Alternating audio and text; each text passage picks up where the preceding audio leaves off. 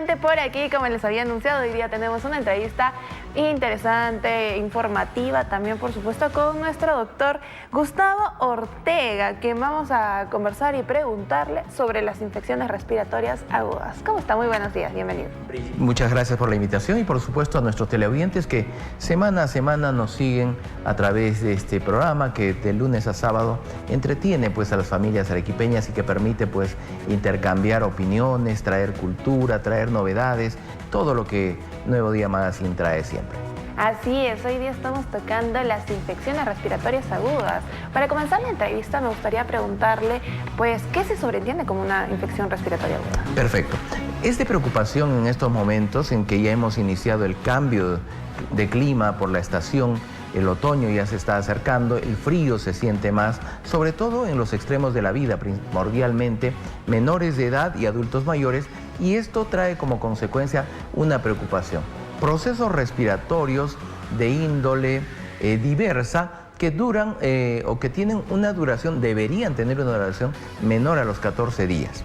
Y esto hace que pensemos en una infección que ataca rápidamente, súbitamente, y que tiene un periodo de incubación entre 3 y 5 días, producto de un virus que quiera entrar entre nosotros y que tiene la posibilidad de compatibilizar en el medio, si es que el daño ya ha sido creado, con bacterias que podrían llevar a una determinación de un cuadro llamado neumonía, que es lo agravante de este cuadro. Sin embargo, otros cuadros pueden desencadenar, por ejemplo, también, y es de preocupación, en lo que se llaman las otitis agudas también, que podrían llevar a la sordera, y hay otros procesos respiratorios que también podrían llevar a cuadros que afectan a otras partes de nuestro cuerpo, como el corazón, las articulaciones, como es la fiebre reumática. Ante toda esta preocupación, infección respiratoria aguda es esa infección, esa afectación, cuyo contagio inicial se da pues por las vías respiratorias, es decir, al inhalar unas gotículas de Fluger que son minúsculas y que portan estos agentes causales y que de alguna u otra forma pueden manifestarse desarrollando el cuadro, no solo de una persona enferma como tal, o que está haciendo el cuadro, es decir, que está tosiendo, estornudando, sino también de portadores asintomáticos que tienen la carga viral tanto en las vías respiratorias como en la nariz y la boca, sino también que la tienen tan circundante que, por ejemplo, al abrazar a un adulto mayor, al agarrar a un pequeño, un bebé, pues pueden contagiarle casi de inmediato si es que no se toman las medidas respectivas. ¿Y qué tan comunes son, ahora se presentan las enfermedades respiratorias así en esta época? Son muy comunes y son de diversa índole, van desde el resfriado común hasta un cuadro de neumonía que hemos puesto como ejemplo. En el caso del resfriado común, por ejemplo, es muy importante, y eso es tener en cuenta. Cierto, puede ser causado por el rinovirus, que aparentemente es inofensivo, trae como consecuencia una sintomatología peculiar: congestión nasal, rinorrea, tos, estornudos, sensación de alza térmica, etc. Pero lo primero que va a aparecer y con suma intensidad es la congestión nasal en el caso del resfrío común. Lo segundo, y que a veces decimos, pero ya he ido al doctor, me ha dado el tratamiento, lo he cumplido, iré donde otro doctor puesto que veo que no se ha recuperado mi paciente. ¿De qué se trata? El signo o síntoma más notorio y más duradero es el de la tos. La tos en un cuadro así puede durar hasta 14 días. Pero doctor, eso significa prácticamente estar con tuberculosis, porque siempre nos han dicho tuberculosis, tos de más de 15 días. Pero recordemos que hay un efecto importante. Al estar afectadas nuestras vías respiratorias, estas empiezan a tener un recambio celular. Y producto de esa reepitelización, de ese recambio celular a nivel de los pulmones, de los bronquios, la tráquea y todo lo demás, es que demora pues esta reepitelización, generando esos cuadros de tos que no son otra cosa que la afectación de los cilios a ese nivel y que permiten pues esa reacción que es normal ante la descamación de los tejidos que estamos presentando. Y si yo quiero diferenciar un resfrío, una gripe, una infección, o sea, ¿cuál sería el grado ahí de diferencia como para que me mande al doctor, porque sabemos que muchos tenemos un resfrío y ya estamos tomando pastillas, ¿no? Tenemos una gripe, ya nos estamos medicando, pero esperamos a último momento para ir al doctor y luego nos enteramos de que es algo más grave. Claro. En estos casos, por ejemplo, en el resfrío común, el diagnóstico prácticamente es clínico. Sin embargo, si hacemos comparación con otro cuadro, podríamos decir una faringoamigdalitis, ya vamos a tener otro tipo de sintomatología propia, dentro de lo cual va a estar también incluido la afectación de las amígdalas, volviéndolas hiperémicas, es decir, se congestionan, se vuelven rojas, e hipertróficas, se agrandan también. Y dentro de ello pueden estar refugiándose en el entorno faringoamigdalíneo lo que vienen a ser las placas de pus. Entonces, ¿cuál sería la medida primordial para realizar un diagnóstico diferencial? En el primero, en el caso del resfrío común, no vamos a tener sino sintomatología concurrente, digámoslo así, hasta leve.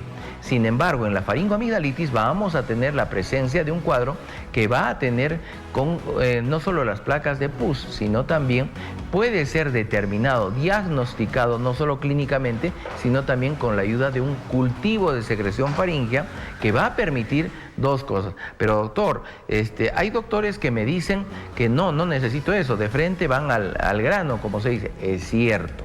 La experticia médica, la semiología que se practica por parte de nuestros especialistas puede llegar a hacer un diagnóstico, una determinación rápida. Pero sin embargo yo sugeriría para nuestros amigos televidentes siempre antes de iniciar un tratamiento antibiótico, de preferencia y si es posible onerosamente hablando, pues hacerse un cultivo y antibiograma de secreción faríngea. Esto en el entendido de que si ya inicié un tratamiento no lo voy a poder hacer, pero si lo he hecho antes de iniciar el tratamiento, esto va a tener una consecuencia o una situación muy peculiar. Y esa situación es el hecho de poder ver primero qué agentes bacterianos son los que están causando este problema. En segundo lugar, escoger y seleccionar entre los medicamentos en los cuales se va a hacer el antibiograma el medicamento ideal. Y ese medicamento ideal no va a ser otro que el que resulte que a la bacteria que nos está afectando resulte sensible frente al medicamento que lo hemos expuesto. Pues en el cultivo se les expone a diferentes tipos de medicamentos para ver a cuál es sensible, es decir, va a erradicar rápidamente el germen respectivo. Hay otro tanto de gérmenes que pudieran ser intermedios, es decir, ni fu ni fa. O puede hacerle daño una vez o no puede hacerle daño, ¿no? Como que se guardan respeto. Medicamento y bacteria. Pero hay otro tipo de bacterias que son resistentes a algunos medicamentos. Y es allí que dicen, pues esto me hace cosquillas y sigo atacando, me sigo multiplicando y no tengo un efecto directo benéfico del medicamento contra la bacteria que nos está atacando. Si hablamos de tratamiento, ¿cómo es que podemos empezar, digamos, el tratamiento si es que tenemos una infección respiratoria aguda? Claro, lo primero es que podemos determinarlo y si no tenemos en ese momento, puede ser en horas de la tarde, noche, donde no tengo la posibilidad de contactar a un médico, de repente tener a la mano sintomáticos respiratorios. Lo primero que vamos a sentir pues es una astenia, dinamia, malestar general, cansancio, decaimiento y sensación de alza térmica porque no tenemos a la mano de pronto un termómetro que nos diga tanto de temperatura tienes. Claro.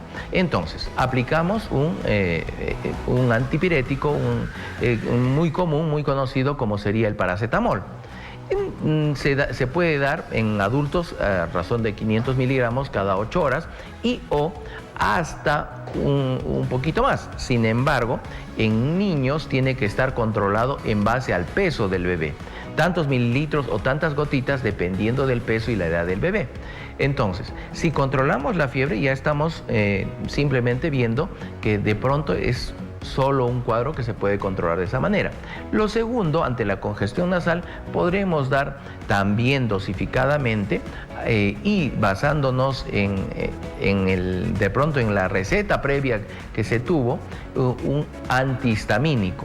pero el uso de antihistamínicos también tiene un factor contraproducente que puede generar somnolencia, sueño en el bebé, en el niño, y eso puede también alarmar a los padres de familia. Entonces, por ello, debemos ser precavidos y cuando hayamos accedido a ese producto en una consulta pediátrica anterior, por ejemplo, si se trata de niños, ver todos los efectos o reacciones adversas que este medicamento pudiera traer. No olvidemos que también hay medicamentos como el paracetamol, de pronto el ácido acetilsalicílico, que ante la presencia de una enfermedad eruptiva de la infancia podrían traer un cuadro o síndrome por intoxicación prácticamente de estos medicamentos, como el síndrome de Reye o de Reye, que tiende, en el caso de una eruptiva como la varicela, el sarampión, la rubiola, elevan mucho las temperaturas y se suele administrar en exceso este elemento, como he dicho, el paracetamol o el ácido acetilsalicílico, generando este cuadro que es prácticamente un efecto tóxico de una sobredosis del producto. Por lo cual, si es que no baja con medios físicos, si es que no baja con la dosis inicial de paracetamol que se daría cada 8 horas, pues acudo al centro de salud más cercano y llevo al pequeño, en este caso, o al adulto mayor, si fuera el caso, al centro de salud, teniendo en cuenta que la complicación principal de una infección respiratoria aguda podría ser esta neumonía, donde la fiebre y otro tipo de gérmenes, de preferencia bacterianos, van a ser los que ataquen, agredan, como el Streptococcus pneumoniae, y permitan pues una infección mayúscula, con mayor gravedad. De todos los niños que se afectan con infecciones respiratorias agudas, por ejemplo, el 30 a 50%, uno de cada 30 o 50 niños podría tener una complicación neumónica, y de ellos hay otro porcentaje menor que podría conducirse a la muerte si es que no recibe una atención respectiva. ¿Y qué medidas de precaución deberíamos tener para evitar esto? Exacto. Es una buena pregunta, pero antes de ello deberíamos decir, entonces, ¿cuáles son los factores predisponentes para tener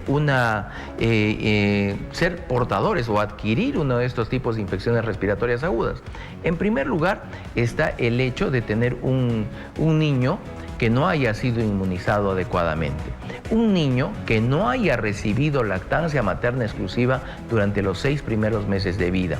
Un niño que se halle en un entorno de hacinamiento, donde pueden haber 2 o más personas con procesos respiratorios latentes o siendo portadoras pasivas de estos gérmenes que originan estas iras, como se les llama comúnmente.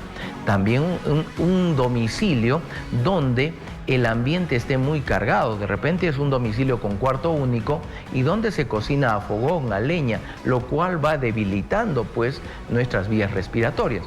Un niño que también no tenga un buen aporte de vitamina A, por ejemplo, un buen aporte alimentario, que esté padeciendo una desnutrición y que dentro de todo este espectro de posibilidades pueda ser susceptible a padecer esta enfermedad.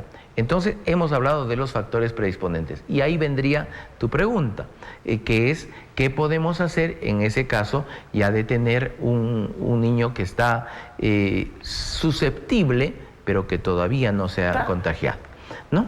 Lo primero es que debemos seguir todo proceso respiratorio dentro del grupo familiar, una expectativa de control permanente de la salud, en primer lugar. Lo segundo, velar porque nuestros niños en el entorno de las cunas jardines, de los niveles educativos sucesivos, 3, 4, 5 años y el nivel escolar propiamente dicho, tengan el control unos con otros. Si hay un niño que dentro de esos grupos, en la guardería también, por ejemplo, ya está con una afección respiratoria, pues mandarlo a casa con una consulta previa al médico del primer nivel de atención o al médico pediatra. Y así salvaguardaremos al resto de los niños. Es importante también tener conciencia que una de las formas de contagio va a ser pues en el acceso de esas gotitas de flúor que están en todas las superficies que los niños tocan y que luego por instinto natural llevan hacia su boquita o hacia sus vías respiratorias.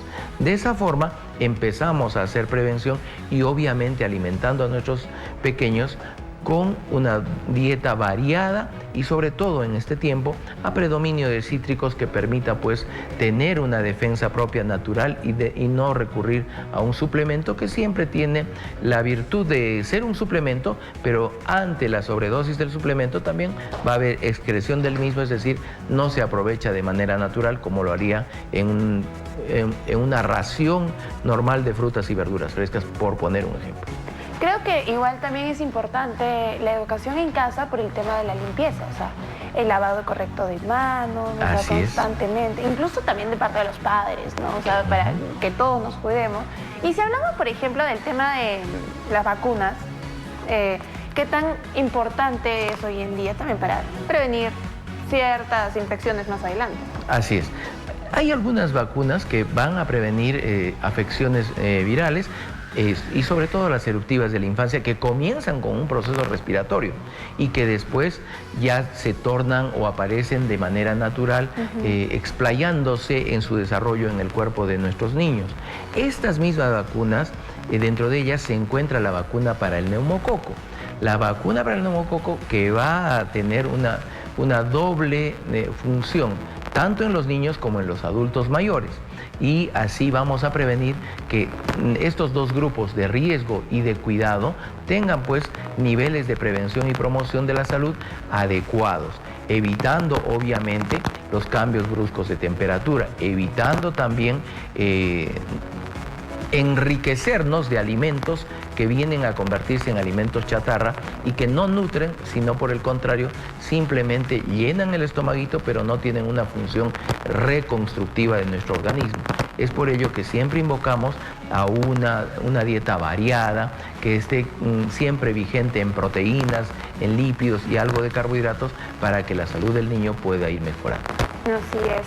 Y si hablamos de los padres de familia que de repente está pasando una situación así, que tienen un pequeño que está con una infección, ¿no?, respiratoria, ¿cuál es su proceso, su comportamiento de ellos? O sea, ¿qué deben hacer? ¿Qué deben prevenir?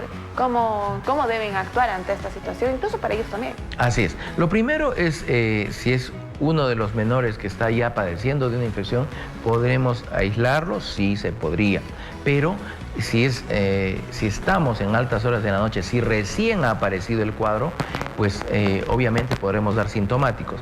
Si el cuadro aparece y vamos viendo que en la evolución es un cuadro que nos llama la atención porque pues es diferente, se nota más agresivo, pues lo primero es acudir a la asistencia del primer nivel de atención básicamente, no esperar a que sea, como dije, las horas de la noche para recién acudir, sacarlo a un cambio brusco nuevo de temperatura al bebé y sobre todo tener en cuenta que en el caso de niños menores, de niños lactantes, hay una partecita que a veces descuidamos en la cobertura del abrigo que debemos darles, y es la cabecita.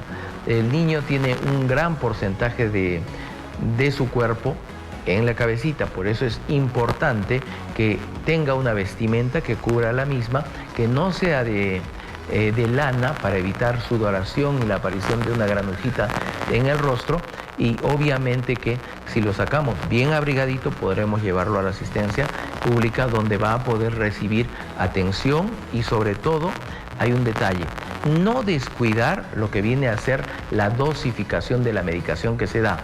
Hay que preguntar al médico, se debe preguntar de todas maneras cuáles son los horarios en que va a administrar el tratamiento, cuánto tiempo va a administrar el tratamiento, qué curiosidades tiene ese tratamiento que vamos a administrar, llamados reacciones adversas. ¿Qué podría pasar en el caso del menor de tener una reacción adversa de un sintomático o de un agente antibacteriano como un antibiótico, y qué nos debería llamar la atención o signos de alarma que hay que controlar? Dentro de ellos es el descontrol, por ejemplo, de la temperatura, el descontrol también de la hidratación del bebé.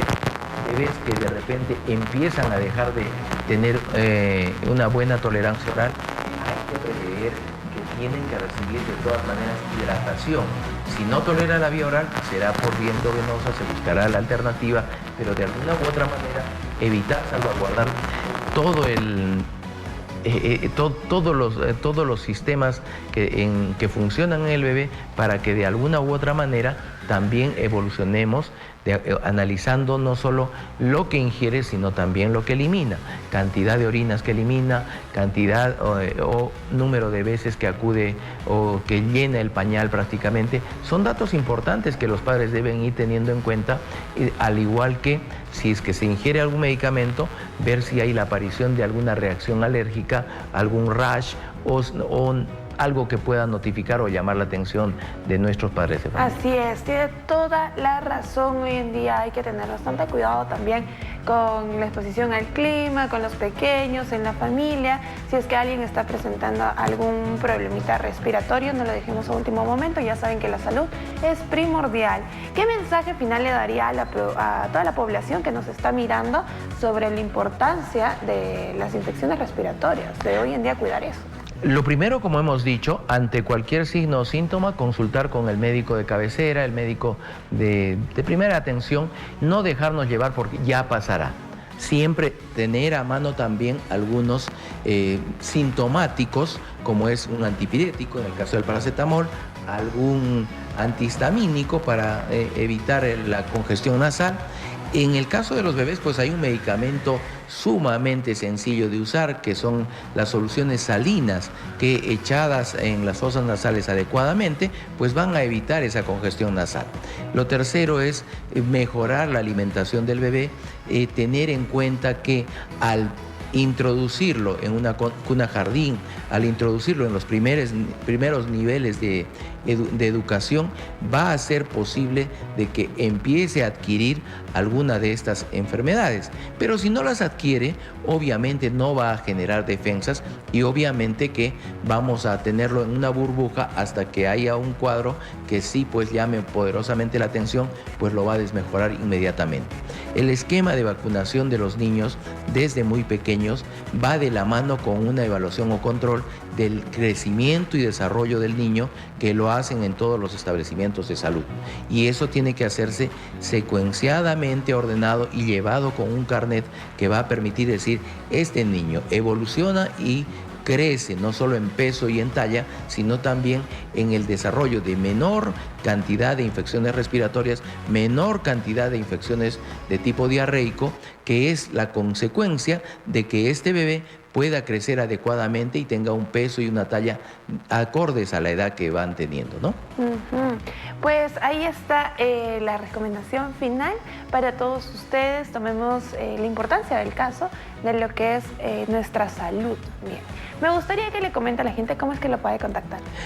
Accedemos a las consultas gratuitas y sin ningún costo a través de redes sociales como Gustavo Ortega Huamonte, y también al 95-937-0460. Nos envían un WhatsApp y respondemos, y si es necesario devolvemos la llamada para las inquietudes que ustedes puedan tener. Muy agradecido por esta oportunidad, Brigitte, y por supuesto al canal. Gracias por tenernos siempre en consideración. Nos veremos en un siguiente programa, por supuesto, a través de las ondas amigas de ATV Sur. Muchísimas gracias nuevamente por haber venido aquí al programa, por enseñarnos, por aprender juntos también con todos los televidentes. Igual está saliendo el número de contacto en el cintillo y ya saben que lo pueden ubicar por redes sociales. Ahora sí, nosotros nos vamos a ir un pequeño corte comercial, pero regresamos rapidísimo. No te despegues de tu pantalla.